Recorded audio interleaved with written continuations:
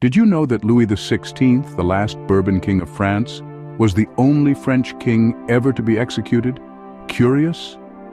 Let's dive right into this intriguing history. Today we're peeling back the layers of time to explore the life of a king whose rule was marked by dramatic and tumultuous events, culminating in a tragic end. From his early life to his reign and ultimately his execution, the story of Louis XVI is one of intrigue, power, and revolution. Stay tuned to learn more about the life and reign of Louis XVI. Born on August 23, 1754, Louis XVI was destined for a life of royalty. Nestled within the gilded halls of the Versailles Palace, young Louis Auguste was the third son of Louis, the Dauphin of France, and his consort Maria Josepha of Saxony. He wasn't born an apparent heir to the throne, but fate had a cruel twist in store. With the untimely demise of his father and elder brothers, at 11 years old, Louis Auguste was thrust into a world of power and responsibility, a world he was scarcely prepared for. His education, initially overseen by men of the Enlightenment such as the Duc de la Vauguyon, was a curious mix of the traditional and the progressive. He was well versed in Latin, history, geography, and astronomy, yet his tutors often remarked on his apparent lack of intellectual curiosity. However, Louis Auguste was far from the indifferent prince he was painted to be. He showed a keen interest in locksmithing, a hobby that would later serve as a metaphor for the locks he couldn't pick, those of governance and diplomacy. The young prince was also known for his deep sense of morality and piety. Guided by his devoutly Catholic education, he was deeply committed to the welfare of his subjects. Unfortunately, his intentions often clashed with the harsh realities of the monarchy and his own indecisiveness. At 15, his marriage to the vivacious and strong-willed Marie Antoinette of Austria added another layer of complexity to his life. Their union, initially marked by awkwardness and misunderstanding, would later become a bond of mutual support and affection. Despite his good intentions, Louis XVI's early years hinted at the struggles that would define his reign. His moral compass, his passion for locksmithing, his fraught relationship with his education, and his marriage to Marie Antoinette. All these were early signs of the qualities and the contradictions that would shape his time as king. Louis XVI was a man of many contradictions, a characteristic that would greatly influence his reign as king.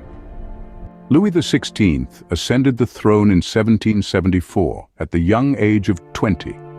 Little did he know, his reign would be marked by turmoil and revolution. A young king, full of ambition and hope, Louis XVI began his reign with a series of successes. He supported the American Revolution, a move that earned him international prestige.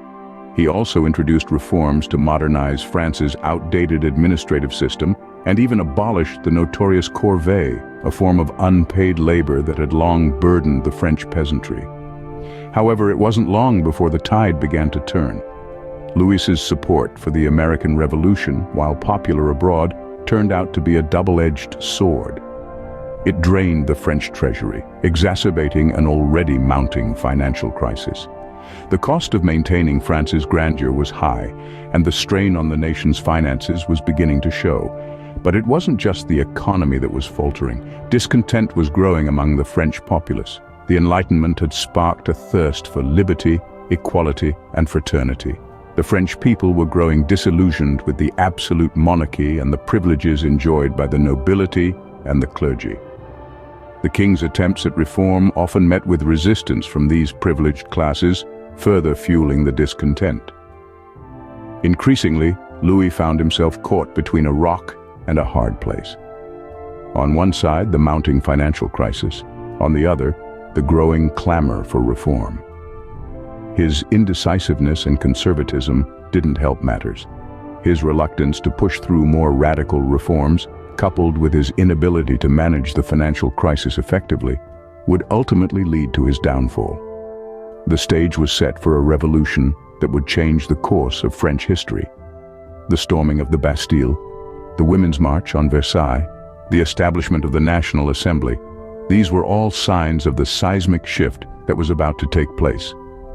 Despite his best efforts, Louis XVI's reign was riddled with challenges and controversy. It was a period of great upheaval, a time when the old order was crumbling and a new order was struggling to take its place.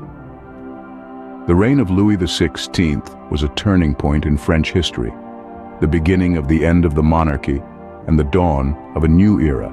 The French Revolution, a period of radical political and societal change in France, was a direct consequence of Louis XVI's rule. His reign was characterized by a series of missteps that only fanned the flames of public discontent.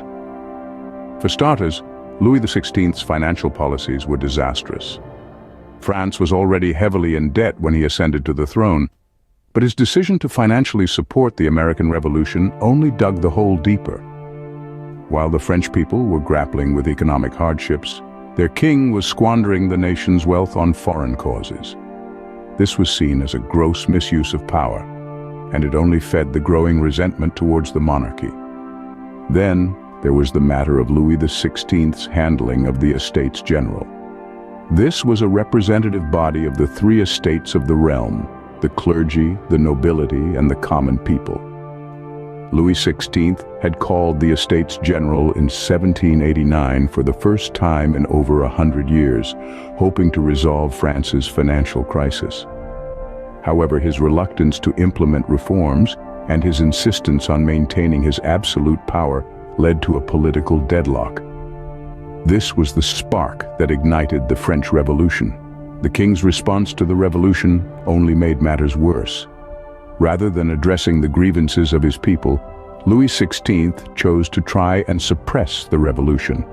He dismissed ministers who were sympathetic to the cause and attempted to flee the country, actions that were seen as a betrayal by the French people.